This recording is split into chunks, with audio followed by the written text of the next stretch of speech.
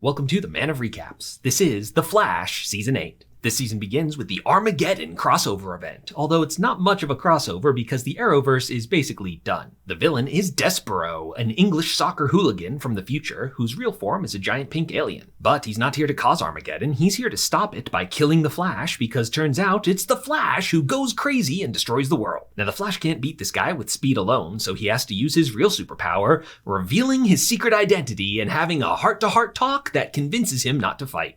Oh, talk ninjutsu, my only weakness. So to stop Armageddon, all Barry has to do is not go crazy, but he immediately starts to when he forgets that Papa Joe West died. Then the Flash attacks the city and Barry has no memory of it. So Barry travels to the future to see how Armageddon happens. Turns out this is all the doing of Barry's arch nemesis, Eobard Thawne, the Reverse Flash, with his Harrison Wells face. He's altered the timeline to create his own perfect world where he is the Flash and Barry Allen is his villain, the Reverse Flash. Since Barry's a villain in this timeline, he gets help from a villain, Damien Dark. But remember, in the main timeline, he had a redemption arc when he sacrificed himself to save his daughter Nora on Legends of Tomorrow. And turns out the secret to resetting the timeline is, you guessed it, run really fast. So fast, in fact, it would destroy the world. Yeah, this is how Barry causes Armageddon. But with the power of Iris's love, he's able to run fast enough to outrun Armageddon, and the day is saved. Despero still decides to be a bad guy for some reason, so Barry runs real fast and kicks him in the face. But now the Reverse Flash has followed him here, and we finally get the answer to why he hates the Flash so much. He wanted to be a hero, but the Flash was faster than him, so instead he decided to be a villain and kill the Flash. But now he's being erased from the timeline, and instead of letting that happen, Barry decides to save him by taking away his speed, which he is none too pleased about and swears his vengeance. So with Armageddon over, the Flash gets back to his usual antics. He faces the Royal Flush Gang, whose superpowers seem to be making really lame card puns. The theme of this season is that Team Flash has all leveled up. Like Barry's so fast now, one-off villains of the week like this are not even a threat anymore. His wife Iris has leveled up too. The Central City Citizen is super successful, and now it's time for Allegra to level up as she's promoted to supervising editor, a boring subplot which gets a ton of screen time. In her second job at Star Labs, there's an office romance blooming between Allegra and Team Flash's new science guy, Chester P. Runk. He gets an unresolved mini-subplot where he's a science streamer, but one day one of his viewers uses science for evil. But he sorts it out, it was just an accident, but turns out it wasn't. Now this guy's hacked his computer, so watch out for that. Dr. Caitlin Snow, remember, now has a separate body from her alter ego Frost, and things are heating up between Frost and Chillblaine, which Caitlin does not approve of. In the future, Barry and Iris's grown-up kids, Nora and Bart, get up to shenanigans. They travel to our time for a minor timeline fix, but instead Bart meets a hot scientist and they start dating. Papa Joe West is happily retired from CCPD. The new police chief is Kristen Kramer, who found out last season she's a meta too, who can temporarily borrow the powers from nearby metas. Barry finally trusts her enough to reveal he's the Flash, but she's like, yeah man, I mean, it's super obvious. If you're curious about leftover cliffhangers from Arrow, one day Mia Queen, Oliver's daughter, shows up to explain why she's not getting her own series.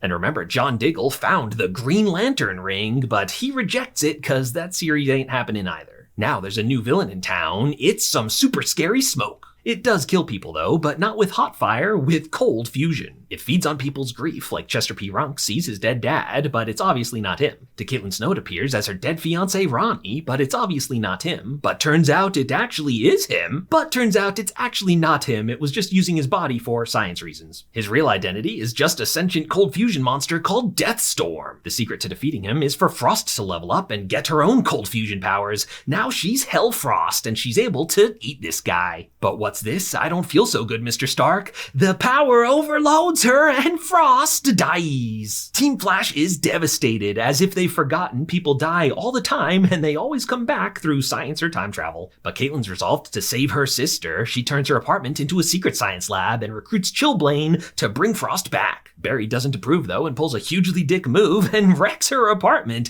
which is a good way to push her friend away and turn them into a villain. Meanwhile, there's a new speedster in Central City, but it's a good guy. It's Dr. Mina Dawan. She's built a super advanced artificial speed giver, but turns out her partner is the Eobard Thawne, finally wearing his own face. But this version of him really is a good guy. The evil Harrison Wells Thawne is still locked up with no speed. But good Thawne didn't know his machine accidentally taps into the negative speed force, which turns Mina into a villain. Luckily, he and Mina have a romance going, so with the power of love, she's not evil and she gets to be a good guy speedster named Fast Track. Meanwhile, Iris has caught a time sickness which starts erasing things from the timeline. Luckily, she's friends with the Time Force Dion, who's actually called the Still Force, force, and he tries to help, but he gets infected too. And now that's freed the evil negative forces. With the power of love and or science, Mina's able to share her speed with good Thawne, so Barry's got some speedster backup for this final fight. These two do the standard move of running around uselessly, while Barry does his standard move of running real fast and throwing a lightning bolt. But this was the negative forces' plan all along, as they teleport Iris here,